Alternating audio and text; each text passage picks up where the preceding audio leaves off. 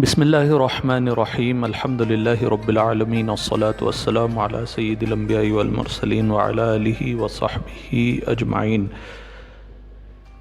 اللہ تعالیٰ کا حضور اکرم صلی اللہ علیہ وسلم کی امت پر یہ احسان ہے کہ اس نے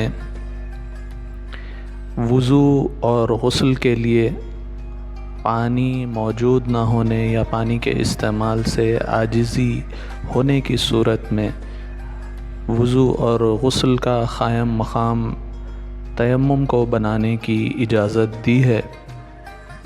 تو آئیے دیکھتے ہیں تیمم کی تعریف کیا ہے۔ تیمم کی لٹرل یا لغوی تعریف یہ ہے کہ کسی چیز کا ارادہ کیا جائے، اور ہم اصطلاح شریعت میں اگر دیکھیں تو چہرے اور ہاتھ پر مٹی سے مسح کرنا یہ تیمم کہلاتا ہے۔ اس کا طریقہ ہم آگے آپ کو بتلائیں گے، اور تیمم کی اقسام بھی دیکھ لیتے ہیں۔ دو قسمیں ہیں تیمم کی، اور پہلی قسم ہے فرض۔ ہر ایسی بات کے لیے تیمم فرض ہے جس کے لیے وضو یا غسل فرض ہے۔ مثال کے طور پر کسی کو نماز ادا کرنا، ظہر کی نماز ادا کرنی تھی لیکن پانی استعمال کرنے سے عاجزی تھی، تو اس وقت تیمم کرنا اس پر فرض ہوگا تاکہ فرض نماز ادا کر سکے، اور اگر وہ تیمم نہ کرے تو اس پر فرض چھوڑنے کا وبال آئے گا۔ اسی طرح مستحب تیمم دوسری قسم ہے۔ اگر کوئی مستحب عبادت کے لیے آپ تیمم کریں گے پانی موجود نہ ہونے کی صورت میں، تو وہ مستحب تیمم کہلائے گا۔ مان لیے پانی نہیں تھا اور کوئی نفلی عبادت کے لیے آپ نے تیمم نہیں کیا، تو اس وقت جس آپ کو کوئی گرفت یا کوئی وبال نہیں ہوگا، جیسا کہ فرض نماز کے وقت آپ کو وبال پیش آ رہا تھا تیمم نہ کرنے کی صورت میں۔ تو یہ دو قسمیں ہیں تیمم کی۔ اس کے بعد آپ کو یہ بتلا رہے ہیں کہ جب آپ تیمم کرتے ہیں تو اس وقت نیت کا تعین کرنا ضروری ہے، یعنی یہ تیمم کرنے سے پہلے یہ ہمارے دل میں خیال ہونا ضروری ہے کہ ہم تیمم کس لیے کر رہے ہیں۔ اگر تو غسل کے لیے تیمم کر رہے ہیں، غسل کا قائم مقام بنا رہے ہیں تیمم کو، تو غسل کی نیت ہونا ضروری ہے۔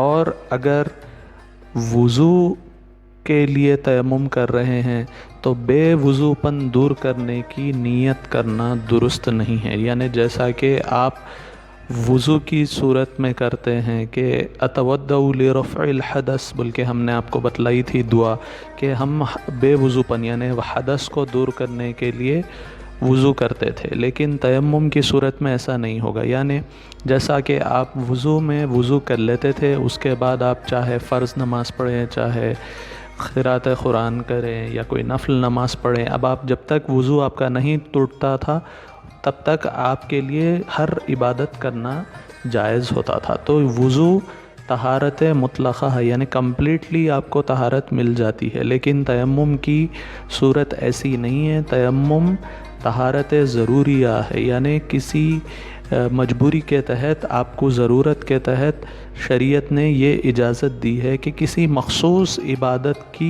کے لیے آپ تیمم کریں۔ تو جس مخصوص عبادت کے لیے آپ تیمم کر رہے ہیں اس کی نیت ہونا ضروری ہے، کیونکہ یہ طہارت ضروریہ ہے، مطلقہ کمپلیٹ نہیں ہے، تو اس میں تھوڑی سی کمزوری آتی ہے۔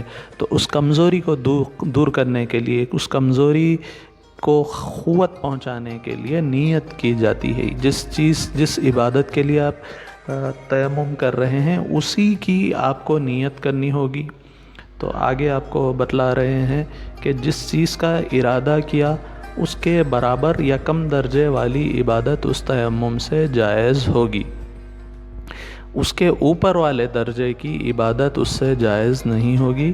جیسا کہ آپ کو یہاں پر مثالوں سے سمجھائیں گے۔ پہلا سب سے اونچے درجے کی عبادت نماز ہے، اور نماز میں بھی فرض عین یعنی جو 5 وقتہ نمازیں ہیں جو ہم ادا کرتے ہیں وہ سب سے اونچے درجے کی ہے۔ اگر آپ فرض عین کے لیے تیمم کرتے ہیں تو اس سے نچلے درجے کی ساری عبادتیں آپ کو کرنا جائز ہوگا۔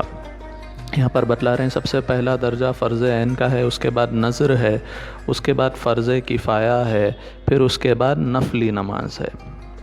اب اس کے بعد نماز کے بعد دوسرا درجہ آتا ہے نفلی طواف کا۔ تو آپ اگر نفلی طواف کے لیے تیمم کرتے ہیں تو اس کے لیے اس تیمم سے نماز ادا کرنا درست نہیں ہوگا، لیکن نماز کے تیمم سے آپ نفلی طواف ضرور ادا کر سکیں گے۔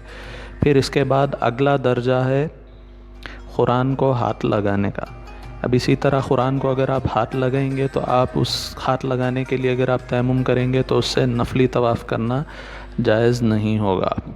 اس کے بعد اگلا درجہ ہے تلاوت قرآن کا۔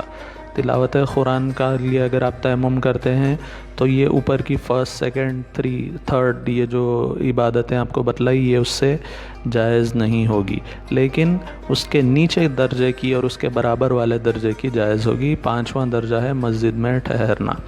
تو اس طرح نیت کا تعین کرنا ضروری ہے تیمم میں۔ تو یہاں تک ہمارا آج کا اس ویڈیو ختم ہوا، ہمیں اجازت دیجیے۔ شکریہ، جزاک اللہ خیرہ۔ السلام علیکم ورحمۃ اللہ وبرکاتہ۔